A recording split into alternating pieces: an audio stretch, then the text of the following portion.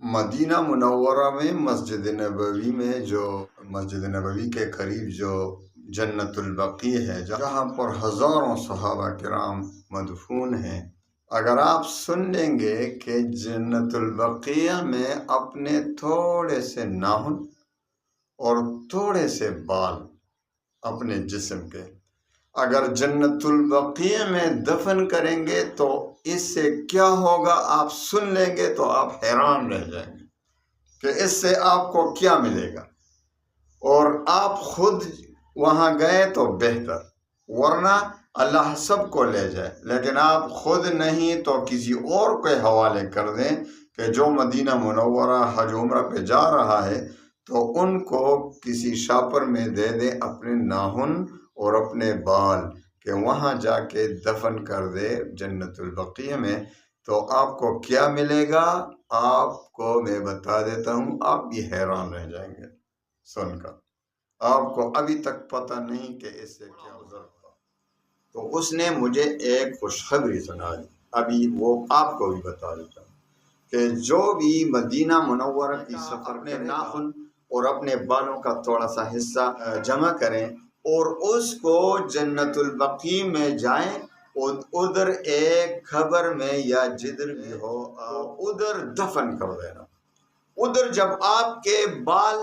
آپ کے ناخن کا کچھ حصہ یا ناخن دفن ہو جائیں تو انشاءاللہ آپ الحمدللہ وکفا وسلام علی عبادہ الذین اصطفیٰ، اما بعد فاعوذ باللہ من الشیطان الرجیم، بسم اللہ الرحمن الرحیم۔ پیارے بھائیوں بہنوں، آج مختصراً میں آپ سے ایک بات شیئر کرتا ہوں کہ جس کو بھی توفیق مل جائے مدینہ منورہ جانے کی، اللہ تعالی ہمیں بار بار حج عمرہ کی سعادت نصیب فرمائے، بار بار ہمیں اطہر کی زیارت نصیب فرمائے۔ تو جب آپ مدینہ جائیں تو ایک کام کریں، ادھر آپ تو جنت البقیع میں بھی تو جائیں گے نا، جدھر بہت سے صحابہ مدفون ہیں۔ تو میں جب 2022 میں گیا تھا عمرہ پر، الحمدللہ ہر سال اللہ تعالیٰ لے جاتا ہے، ایک اس سال جو ہے نا، اس سال میں رہ گیا جانے سے، ادھر کوئی بس کام شام تھے، بس مشکلات تھے، میں نہیں گیا، نہیں جا سکا۔ لیکن آپ کو ایک بات بتا دوں کہ 2022 میں جب میں گیا تو ادھر میرا ایک بہت بڑے بزرگ سے ملاقات ہو گئی مسجد نبوی میں۔ مسجد نبوی میں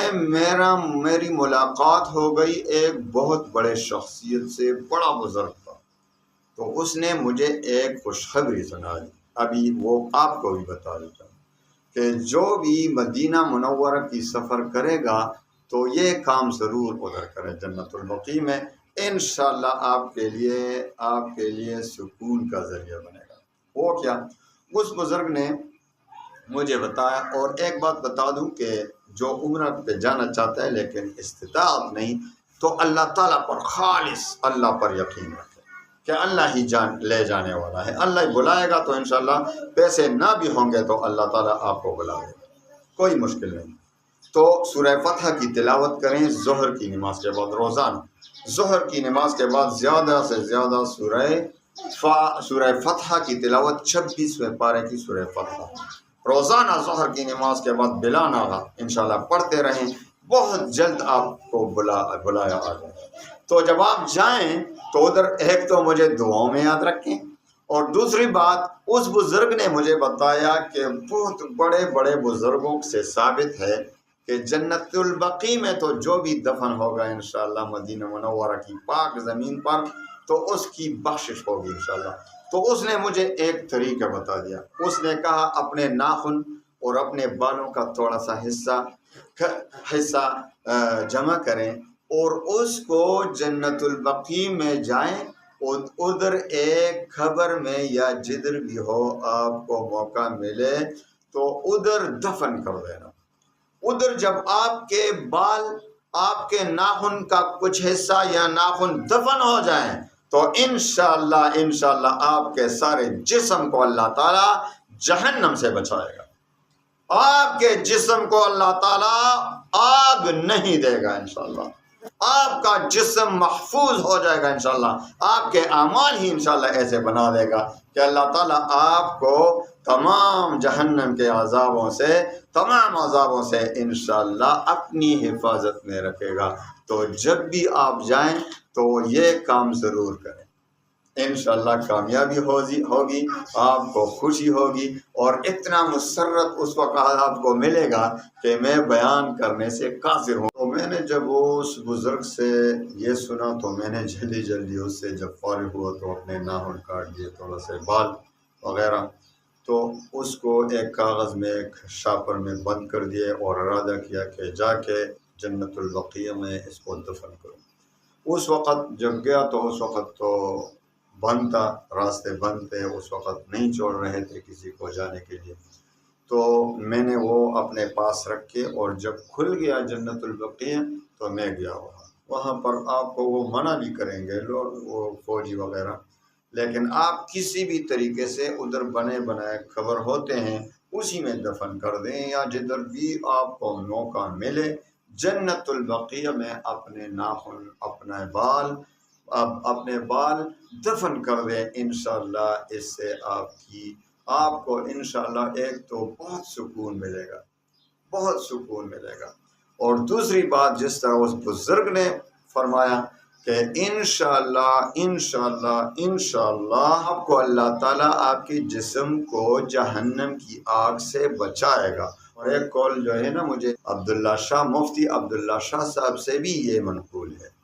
کہ انہوں نے بھی یہی فرمایا ہے کہ جو بھی اپنے ناخن اور بال دفن کرے گا جنت البقیع میں تو انشاءاللہ العزیز، انشاءاللہ کوئی فرض واجب تو نہیں ہے، لیکن یہ انشاءاللہ بڑی خوش قسمتی ہوگی کہ آپ کے جسم کا کچھ حصہ